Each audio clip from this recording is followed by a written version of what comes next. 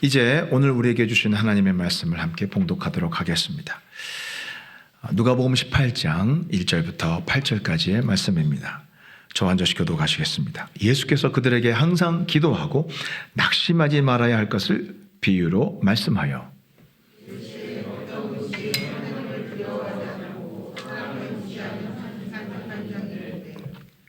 그 도시에 한 과부가 있어 자주 그에게 가서 내 원수에 대한 나의 원한을 풀어주소서 하되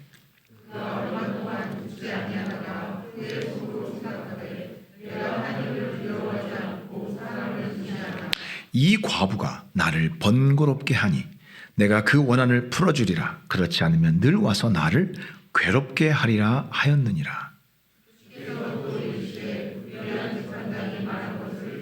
하물며 하나님께서 그 밤낮 부르짖는 택하신 자들의 원한을 풀어주지 아니하시겠느냐. 그들에게 오래 참으시겠느냐. 그러나 인자가 올 때에 세상에서 믿음을 보겠느냐 하시니라. 아멘. 오늘 말씀은 과부와 재판장이라는 제목으로 함께 은혜를 나누도록 하겠습니다. 엊그제 뉴스를 보니까 프랑스 고등학교에서 교련 교육을 실시한다고 하더라고요. 여러분 그 기사를 보니까 제가 고등학교 다닐 때, 저희 고등학교 다닐 때는 교련 시간이 있었어요. 교련 시간에 뭘 하냐면 총검수를 하고 군사 교육을 받습니다. 요즘 젊은이들 그런 시절이 있었는 거 상상도 못하시죠?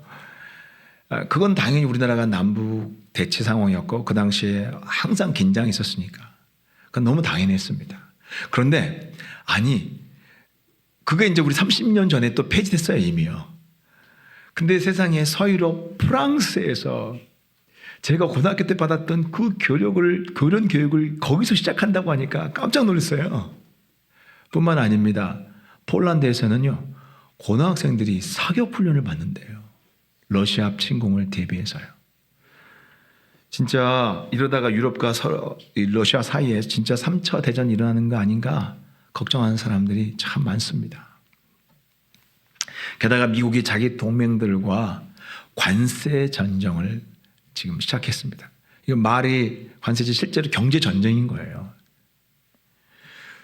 그동안 서로 이렇게 도와주고 끌어주고 미국이 사실 많이 도와줬죠. 그런데 이제 미국도 동맹국들하고 이제 관세 전쟁을, 경제 전쟁을 시작한 거예요. 그러면서 갑자기 세상이 변하니까 지금 세계 경제와 국제 질서가 지금 대혼란에 빠져 있습니다. 이 틈을 타고 중국은 지금 대만 침공 준비를 마쳤다는 뉴스가 나오고 있어요. 언제 침공해도 이상하지 않을 정도로 지금 그런 상황이랍니다.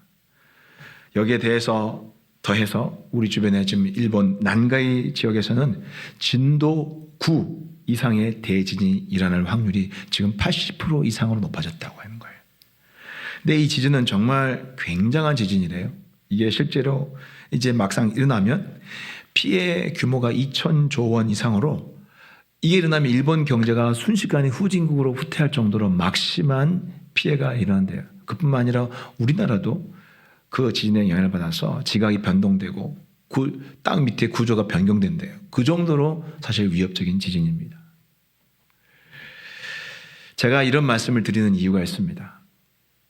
우리 그리스도인들은요, 이 시대의 흐름을 민감하게 살피면서 분별을 해야 됩니다. 왠줄 아세요? 우리 주님께서 그렇게 하라고 명하셨기 때문입니다. 마태복음 16장 3절 한번 읽어보겠습니다. 마태복음 16장 3절 시작. 아침에 하늘이 붉고 흐리면 오늘은 날이 굳겠다 하나니 너희가 날씨는 분별할 줄 알면서 시대의 표적은 분별할 수 없느냐. 누가복음 21장 또 이르시되 민족이 민족을 나라가 나라를 대적하여 일어나겠고 곳곳에 큰 지진이 기진과 기근과 전염병이 있겠고 또 무서운 일과 하늘로부터 큰 징조들이 있으리라. 이렇게 말씀하셨습니다. 여러분, 우리 신약 시대를 살아가는 성도들은 예수님의 말씀을 읽을 때마다 계속해서 기억해야 됩니다. 예수님은 곧 오시겠다고 말씀하셨고 그 오실 때까지 우리 성도들은 그날을 생각하면서 깨어 있으라고 주님이 거듭거듭 명하신 것을 우리는 잊지 말아야 됩니다. 항상 그것을 마음에 새기면서 우리는 이 시대를 살아가야 됩니다. 그리고 담임 목사인 저는요, 제가 해야 될 중요한 일이 우리 성도들이 깨어 있도록 계속해서 경각심을 알려주고, 저는 이 시대를 분별하면서 말씀을 가지고 잘 살피면서 주님이 지금 말한 게 바로 이런 일이구나, 이런 사건이구나, 이건 지금 성경과 관련이 있구나. 제가 깨달을 때마다 여러분들에게 마치 종탑에 올라가지고 종을 막 저기 온다고 큰일 난다고 막 여러분들 깨어 있으라고 이렇게 막 종을 치는 그런 역할을 해야 되는 게 목사예요. 이건 저의 사명이에요.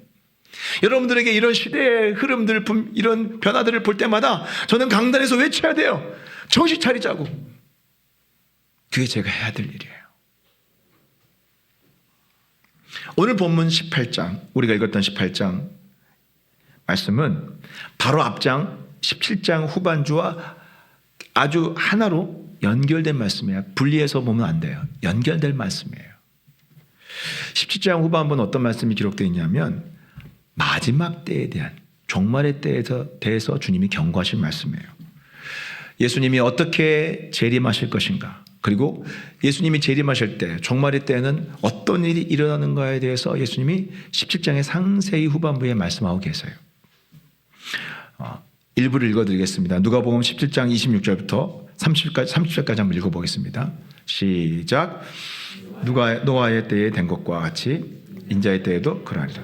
노아가 방주에 들어가던 날까지 사람들이 먹고 마시고 장가들고 시집가더니 홍수가 나서 그들을 다 멸망시켰으며, 또 롯의 때와 같으리니 사람들이 먹고 마시고 사고 팔고 심고 집을 짓더니 롯이 소돔에서 나가던 날에 하늘로부터 불과 유황이 비오듯 하여 그들을 멸망시켰느니라.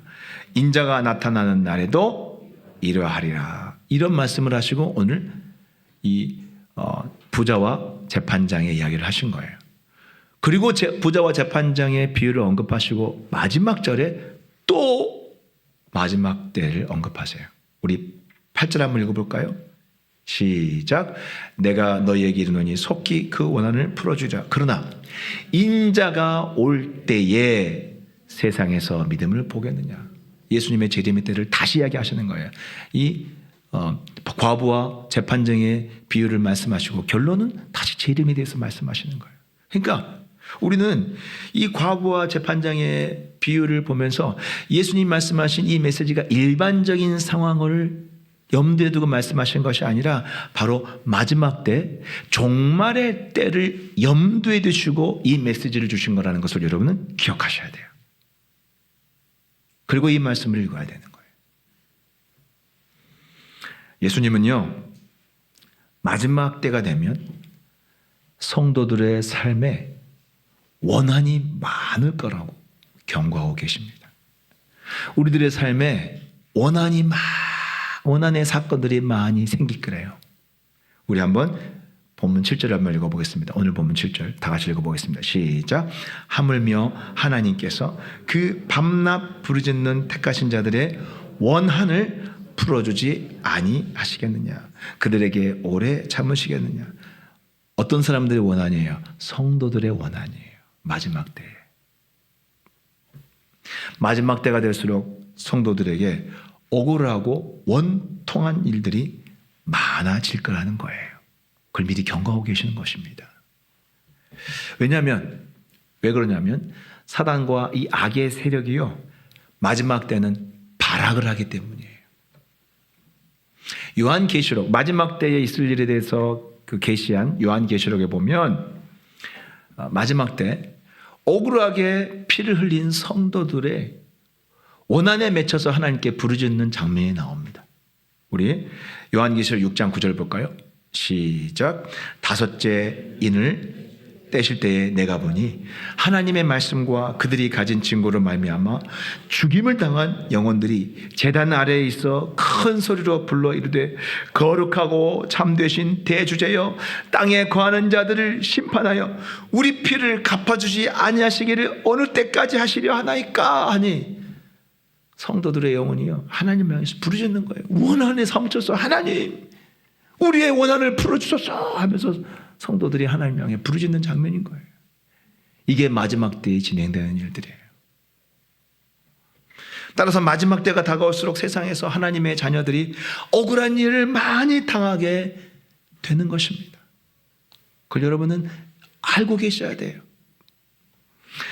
크리스찬 타임즈지에서 얼마 전에 발표한 내용을 보니까 지금 서유럽 전역에서 기독교인들이 차별과 괴롭힘을 당하고 있다고 합니다. 서유럽에서요.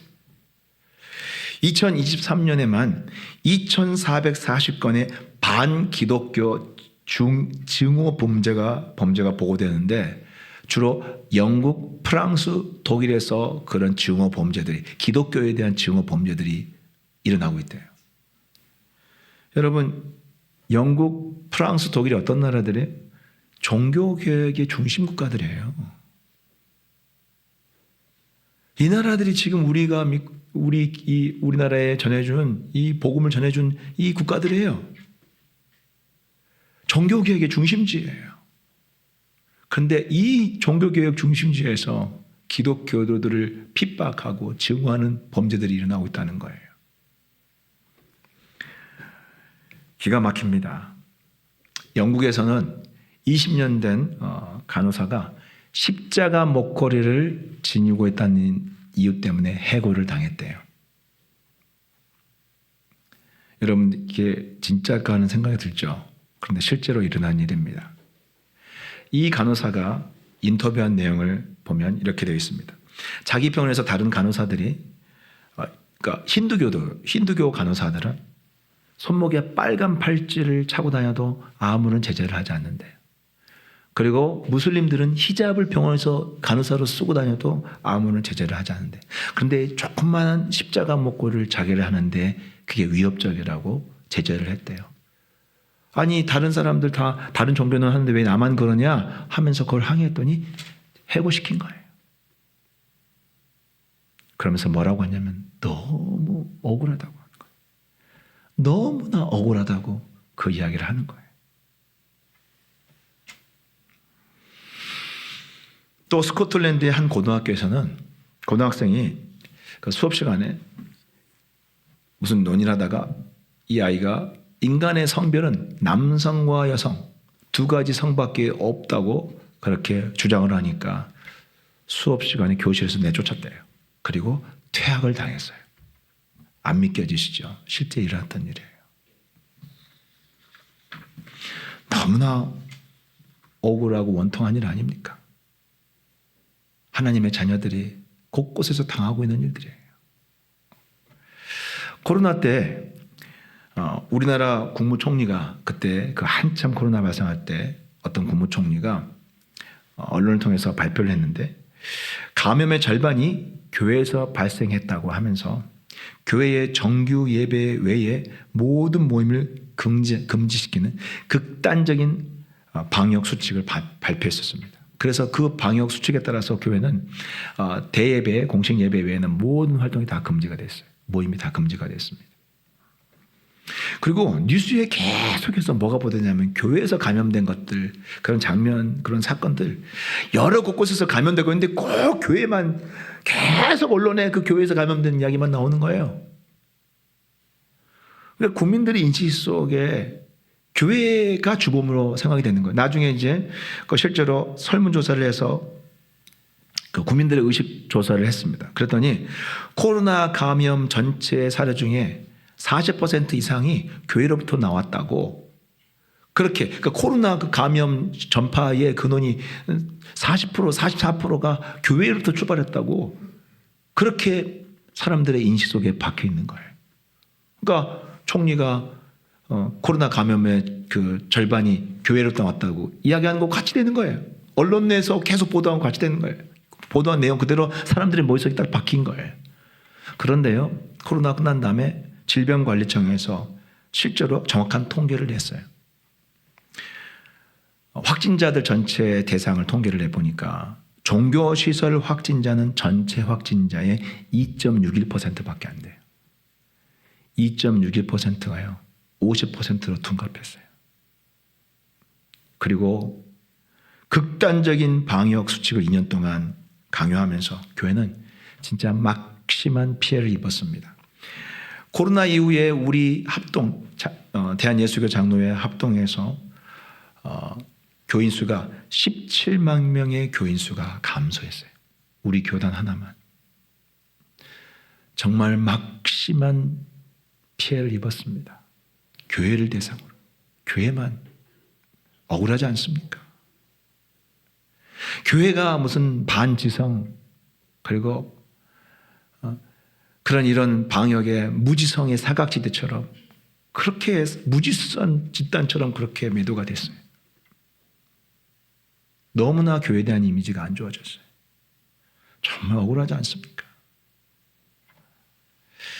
이렇게 마지막 때 성도들은 세상에서, 직장에서, 가정에서 그리고 물질적으로나 영적으로 공격을 당하면서 참 억울하고 원통한 일들을 많이 겪게 될 거라고 예수님도 오늘 말씀을 통해서 경고하고 있는 거예요.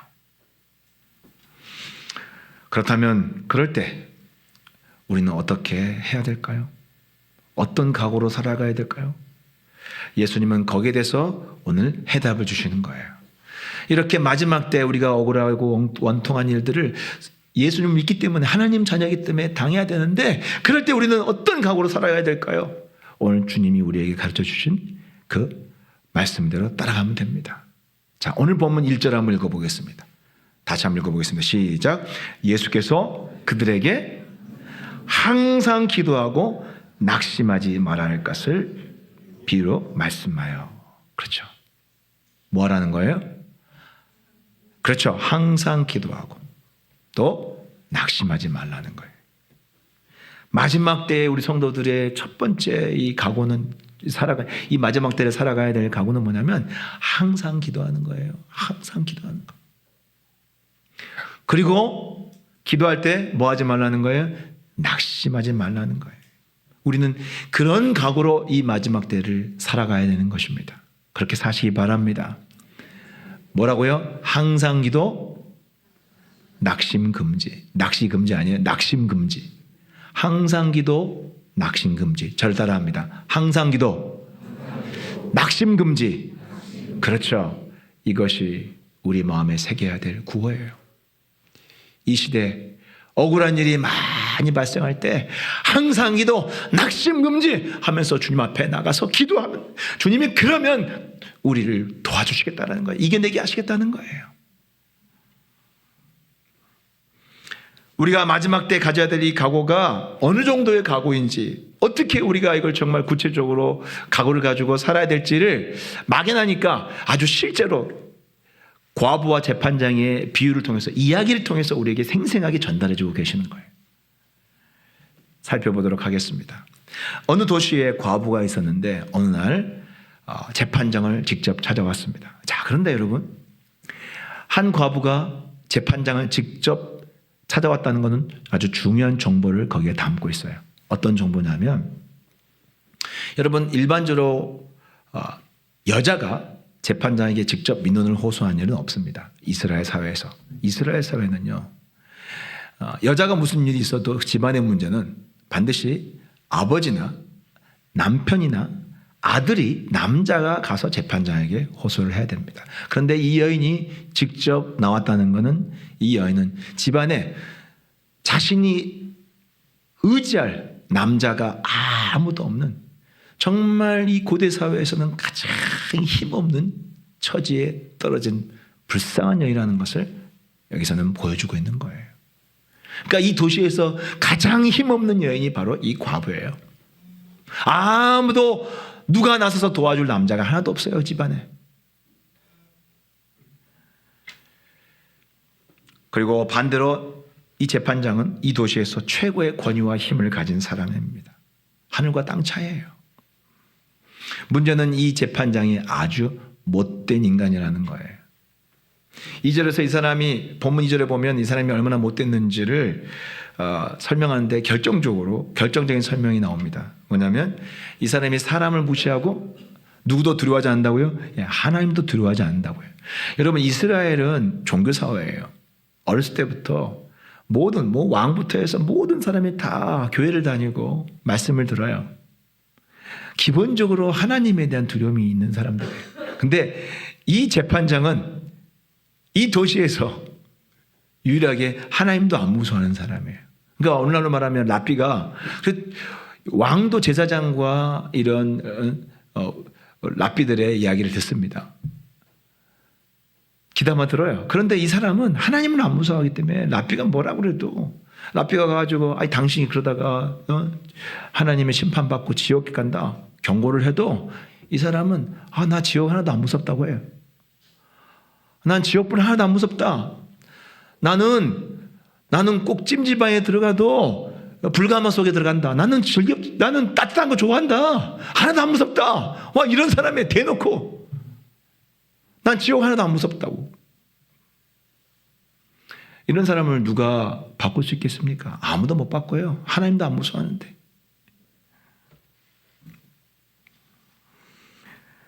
그런 사람이 이 힘없는 과부의 민원을 무시하는 것은 어떻게 보면 너무나 당연한 일이에요. 안중에도 없어요. 그런데 어느 날 이 재판장의 심경에 변화가 찾아왔습니다. 어떤 변화가 찾아왔는지, 왜 이런 변화가 찾아왔는지 이 재판장의 독백을 한번 들어보겠습니다. 우리 4절 5절 한번 읽어볼까요? 4절 5절 시작. 그가 얼마 동안 듣지 아니하다가 후에 속으로 생각하되 내가 하나님을 두려워하지 않고 사람을 무시하나 이 과부가 나를 번거롭게 하니 내가 그 원한을 풀어주리라. 그렇지 않으면 늘 와서 나를 괴롭게 하리라 하였느니라. 이 재판장의 심경이 변한 이유가 딱 한 가지 때문이에요. 그 한 가지 이유가 뭐냐면 이 과부가 지금 들어주지 않으면 앞으로도 계속 와서 나를 괴롭게 할 것이라는 결론에 이르렀기 때문이라는 거예요. 이 결론은 특별한 결론입니다. 왜냐면요, 이 사람은요, 이 상습적인 거예요. 다른 사람에 누가 와도 버티고 무시해요. 안 들어요. 그러니까 보통 다른 사람들을 보면, 민원인이 와서 보면 딱 봐도 이 과부같이 힘없는 사람이면, 자기가 별로 관심 없는 사람이면 그냥 못 들은 척 해요. 그러다 보면 한 달, 두 달 가면 매일 어떤 사람도 와가지고 재판장님 내 민원을 들어달라고 막 호소라도 매일 옵니다. 근데 그게 일주일 지나고 2주일 지나고 한 달, 두 달 가면요, 대부분 사람들이 제풀에 지쳐서 나가 떨어지는 거예요. 아이고 징그럽다. 나가 떨어지는 거예요. 그리고 어떤 사람은 화를 내면서 그래 잘 먹고 잘 살아. 막 분노하고 내가 다시는 치사해서 안 온다. 대부분의 사람들이 기다리면요 다 나가 떨어져요. 그래서 이 과부도 한두 달 지나면 제풀에 지쳐서 떨어질 거라고 생각했어요. 그래서 재판장은 그냥 무시하고 기다렸어요. 그런데요, 한 달, 두 달, 세 달, 네 달, 다섯 달, 여섯 달, 6개월이 지나도 계절이 바뀌고 비가 오나 눈이 오나 딱 그 시간에 출근하면 그 자리에 가면 벌써 정문 앞에 나와가지고 기다리고 있는 거예요.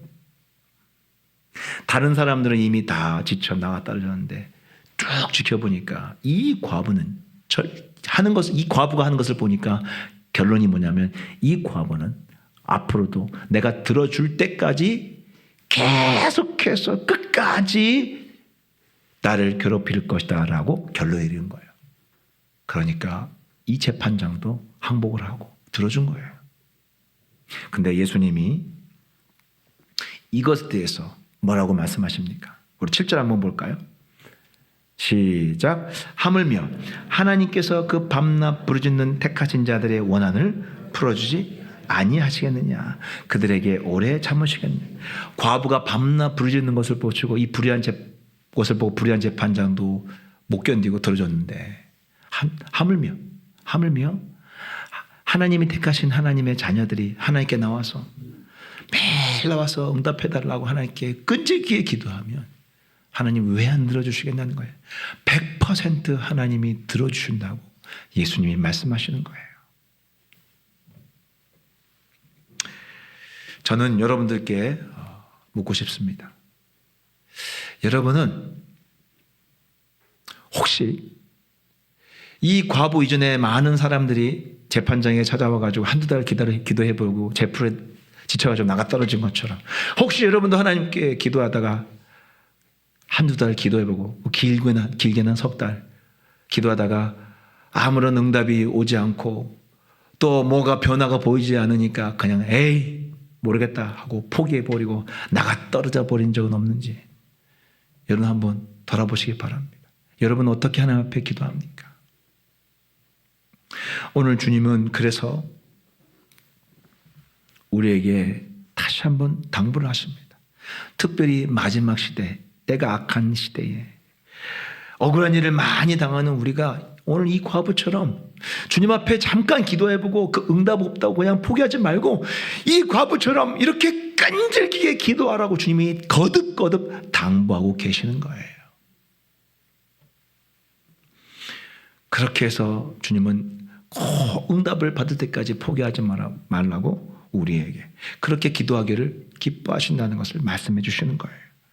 제가 이렇게 말씀드리면 성도님 중에는 아니 무슨 모든 기도를 몇 달, 몇 년씩 그렇게 막 매달려서 기도하면 지쳐서 어떻게 기도하냐, 모든 기도를 그렇게 막 기도해야 된다면 난 너무 부담스럽다, 이런 생각을 탁 먹는 분들도 계세요.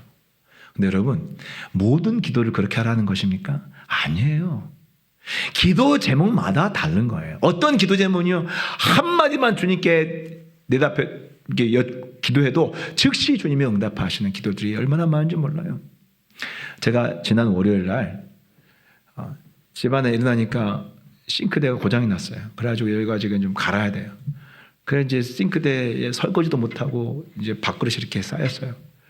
그래서 이제 얼른 우리 집주인인 SH공사에 전화를 해가지고 민원을 제기를 했습니다.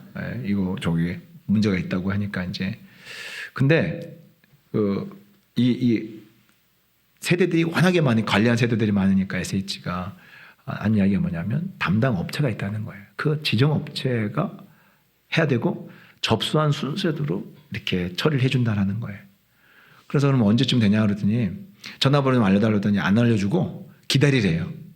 그래서 월요일인데 수요일까지 기다려보고 그때 전화 안 오면 다시 자기한테 전화를 해요. 그러면서 일단 수요일까지 기다려보고 수요일날 만약에 오면 그날 처리 안 해줄 거 아니에요. 빨라 다음날 목요일이잖아요. 아니 지금 이 먹고 그릇이 지금 이 싱크대에 쌓였는데 물도 못 쓰고 이게 깝깝하더라고요.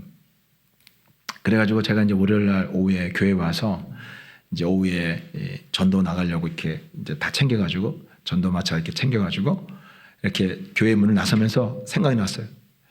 하나님, 너무 힘들어요. 저 싱크대 빨리 고쳐주세요. 제가 딱 한마디 하고 진짜 뭐 그 집에서 싱크대 이렇게 막 그 설거지 그릇이 쌓여있는 거 보고 나오니까 심란하더라고요. 물론 제가 다 설거지하는 건 아니지만 이게 깝깝한 거예요. 그래서 주님 빨리 좀 처리해 주세요. 그리고 4시쯤에 전도 나갔다가 이제 5시쯤에 돌아오는데 5시쯤 딱 들어오니까 전화가 왔어요. 업체에서 바로 전화 온 거예요. 그러면서 뭐라고 하냐면 내일 9시 전에 와서 고쳐주겠대요. 와, 제가 얼마나 기뻤는지 몰라요. 어떻게 한마디 내뱉었는데 즉시 바로 업체에서 전화 와가지고 바로 처리해줬어요. 다음날. 하지만 여러분 어떤 기도 제목들은 이렇게 즉각 응답해 주시는 기도도 있지만 어떤 기도 제목들은 치열한 영적 전쟁을 치르면서 그리고 이 과부처럼 끈질기게 하나님 앞에 매달리며 지속적으로 기도해야만 되는 기도 제목들이 있다는 걸 아셔야 됩니다. 선지자 다니엘이 하나님의 계시를 받은 게 있어가지고 그걸 깨달으려고 이 도무지 환상이 이해가 안 가니까 금식을 작정하고 내가 응답받을 때까지 금식하려면서 금식 기도를 시작했어요. 근데 금식 기도를 시작했는데 자그마치 그 금식 기도가 길어져가지고 며칠 가냐면 22일 금식 기도를 하게 된 거예요. 왜냐하면 응답이 늦어진 거예요. 아마 다니엘도 그렇게까지 늦어질 줄 몰랐을 거예요. 보통 금식 기도하면 또 뭐 2, 3일 안에 또 하나님 주실 텐데.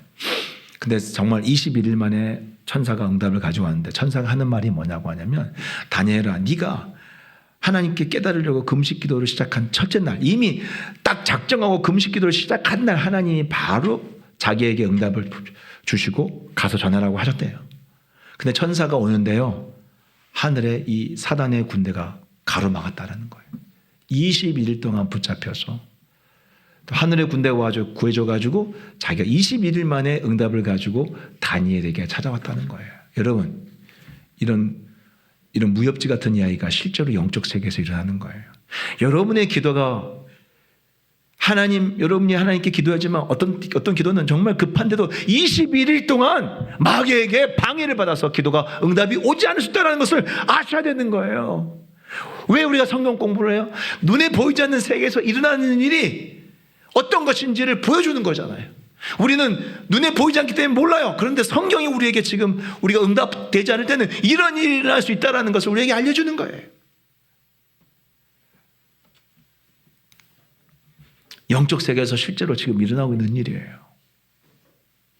요한계시록에 보면 마지막 때는 더 치열한 영적 전쟁이 일어난다는 거예요. 이 다니엘 시대보다.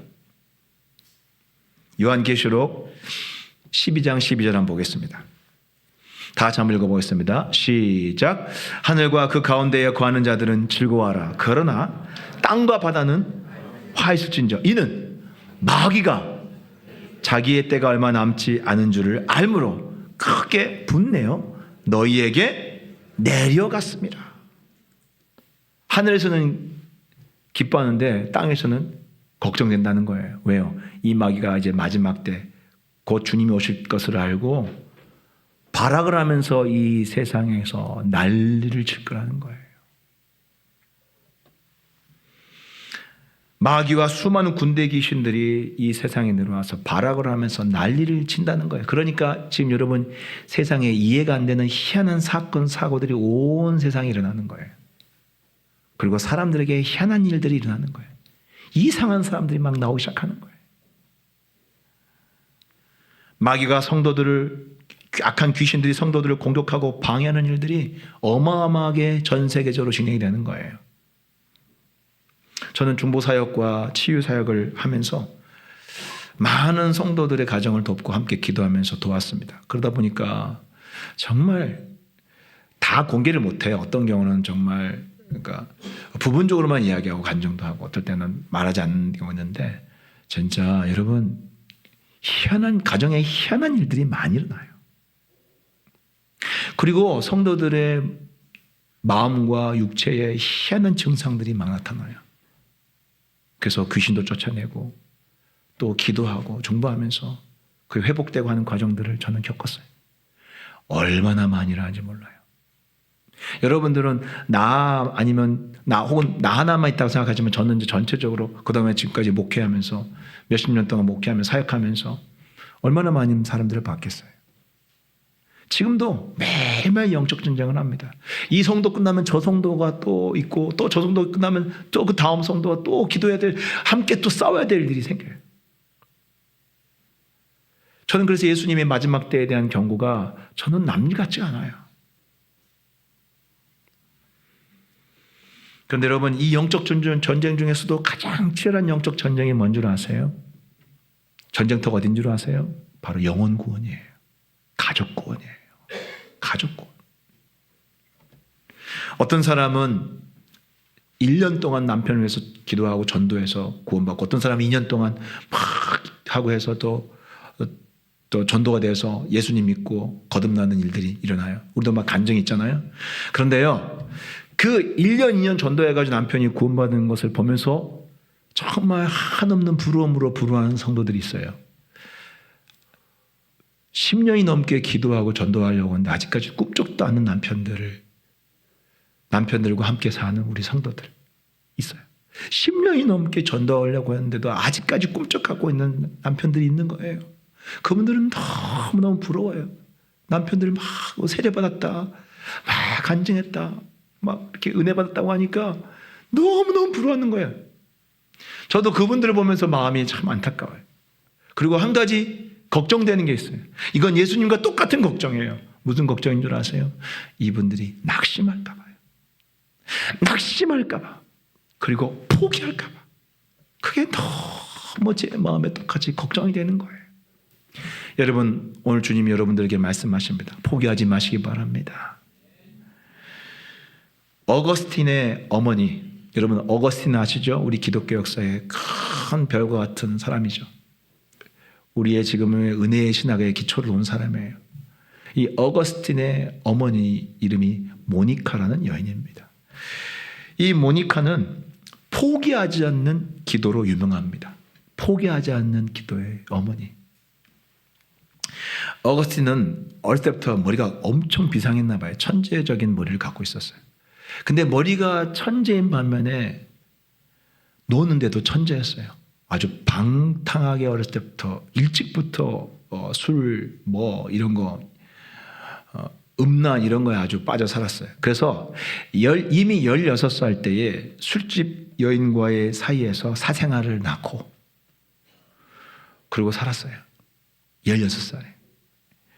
그리고 일찍부터 또 그렇게 생활하더니 또 희한하게 또 학문을 한다는 핑계로 오늘날 우리 신천지 같은 이런 신천지 같은 그런 사이비 종교에 또 빠져가지고 살았어요. 그러니 어머니가 볼 때에, 어머니 모니카가 볼 때에 얼마나 피눈물이 나겠어요. 어머니는 또 굉장히 독실한 신자잖아요.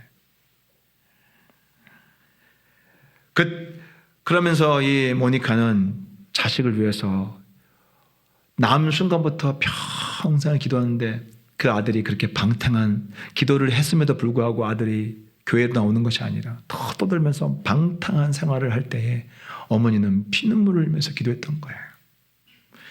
어거스틴은 나중에 어머니가 부담스러우니까 몰래 동거녀와 함께 또 여기가 지금 북아프리카거든요. 북아프리카에서 이태리 밀란으로 도망을 갑니다.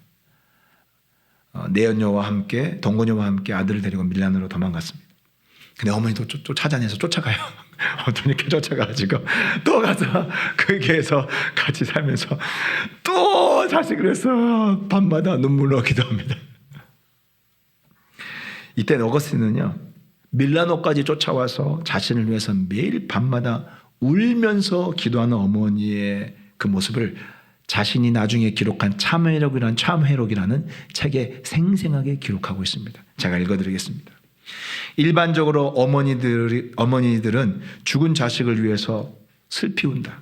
그런데 나의 어머니는 살아있는 나를 위하여 죽은 자식보다 더 슬피 울었다. 그러니까 여러분 자식이 죽으면 그 어머니 죽은 아들을 위해서 엄마의 그 비통한 눈물이 아시잖아요. 통곡을 하면서 피눈물을 쏟을 거 아니에요. 보통 자식이 죽을 때 어머니들이 흘리는 눈물 있잖아요. 자식이 죽을 때 흘리는 눈물을 자기 어머니는 살아있는 자기가 살아있을 때 흘렸대요. 그러니까 이거 정말 절절하지 않아요? 마음에 와닿지 않아요? 얼마나 어머니의 가슴에 못을 박았으면 어머니가 그렇게 눈물을 흘렸대요. 어머니께서 기도하던 자리는 항상 눈물로 바닥이 흥건히 젖곤 하였다. 자기가 어머니가 울고 난 자리를 본 거예요. 바닥에 눈물 자국이 흥건히 배어 있었다는 거예요. 생생하게 묘사했어요. 그러니까 이 어머니 모니카가 얼마나 자식을 위해서 진짜 눈물의 기도의 어머니라는 말이 맞아요. 그렇게 기도하는 어느 날 어거스틴이 회심하게 되었고 진짜 완전히 영적으로 거듭나게 되었습니다. 그때 어거스틴 나이가 32살이었어요. 32살. 그러니까 어머니가 어렸을 때부터 기도하면 30년을 자식의 구원을 위해서 30년을 기도했던 거예요. 30년 만에 열매를 맺은 거예요. 그리고 33살이 되던 해에 어머니는 돌아가셨어요. 56세 모니카. 그러니까 어머니가 평생 헌신했던 기도의 열매는 아들의 영혼권이 한 사람. 그 사명을 마치고 하늘나라 간 거예요. 천국 간 거예요. 그때 어거스틴은 어머니가 돌아가신 후에 그 어머니의 죽음을 회상하면서 참회록에 이렇게 기록했습니다. 어머니는 평생 동안 나를 위해 우셨는데 장례식에서 나는 겨우 어머니를 위해 1시간 남짓 울었습니다. 그 어머니의 사랑에 감동하면서 그렇게 회상하는 거예요. 어거스틴은 자신의 변화는 단언코 자기 어머니의 기도의 열매라고 그는 항상 이야기를 해요. 어머니의 눈물의 기도. 여러분, 이 모니카가 하도 이 어거스틴 때문에 눈물로 늘 울면서 기도하니까 그 밀라노의 주교였던 암브로시우스가 그 모니카를 위로하면서 했던 유명한 말이 있어요. 여러분 한 번쯤 들어본 말이 있을 거예요. 들어본 적 있을 거예요. 기도하는 어머니의 자식은 결코 망하지 않습니다 했습니다. 들어본 적 있죠? 이게 바로 그 주교가 암브로시우스가 모니카에게 했던 말이에요. 기도하는 어머니의 자식은 절대로 망하지 않는다는 거예요. 여러분, 영원한 지옥의 자식이 그 지옥에 떨어질 위험을 본다면, 그것을 생각한다면 자식의 영혼을 위해서 30년 동안 기도의 눈물을 흘리는 것은 정말 그럴 가치가 있는 거 아니에요? 아니 30년이 뭐예요? 죽을 때까지 해야죠. 자식의 영혼이 영원한 지옥불에 떨어졌는데 죄 때문에. 그걸 진짜 믿는다면 부모가 기도하지 않을 부모가 있어요? 당연한 거예요. 그건 우리의 사명이에요. 예수님도 예루살렘아 예루살렘아 여인들이 울 때 나를 위해 울지 말고 너희와 너희 자식들을 위해 기도하라고 그러셨어요. 자식들을 위해서 울라고 하셨어요. 정확히 울라고 하셨어요. 그럴 가치가 있어요. 우리 자식의 영혼이 지옥불에서 고통을 받는 걸 생각해 보세요.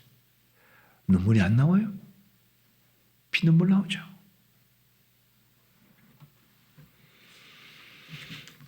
여러분, 우리는 지금 마지막 때를 살고 있습니다.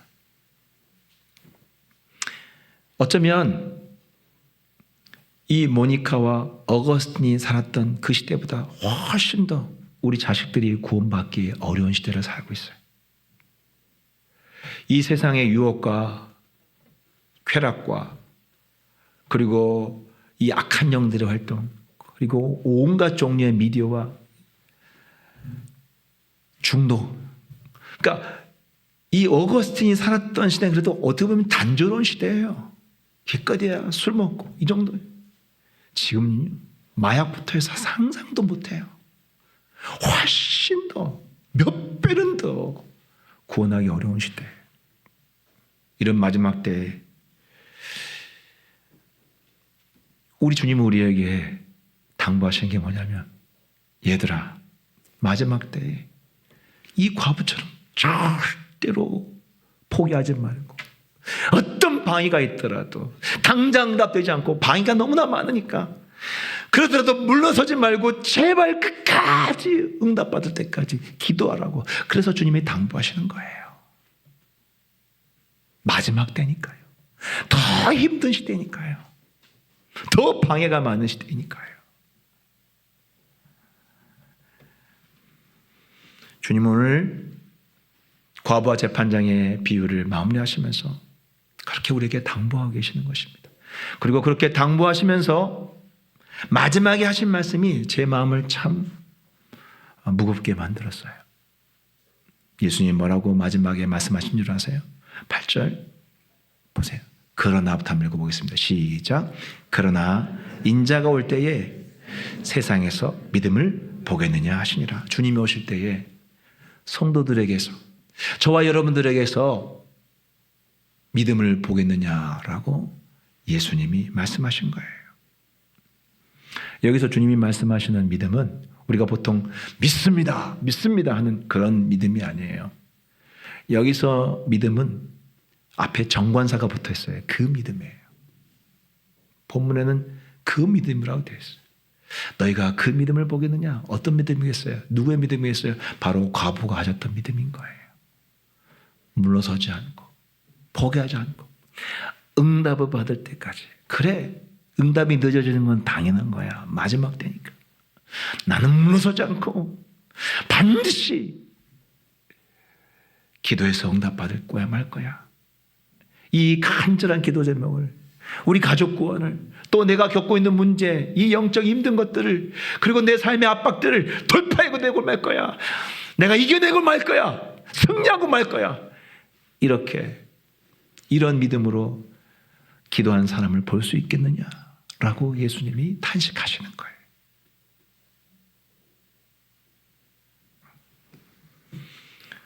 사랑하는 우리 성도 여러분, 우리 주님이 오실 때 우리 세곡사랑의 성도들은 이 세상에 많은 억울한 일, 힘든 일, 기도 제목들, 안타까운 일, 간절한 기도 제목들, 그것들로 참 우리가 어려운 시대를 살아가지만 우리 주님이 기대하시는 것처럼 주님 오실 때 우리는 아직 응답되지 못했지만 포기하지 않고 주님의 응답의 때까지 물러서지 않고 이 과부처럼, 모니카처럼 30년 40년 죽을 때까지 내가 기도하면 되지 하면서 물러서지 않고 기도하는 모습을 주님께 보여주는 저와 여러분 되시기를 주의 이름으로 축복합니다. 기도하겠습니다.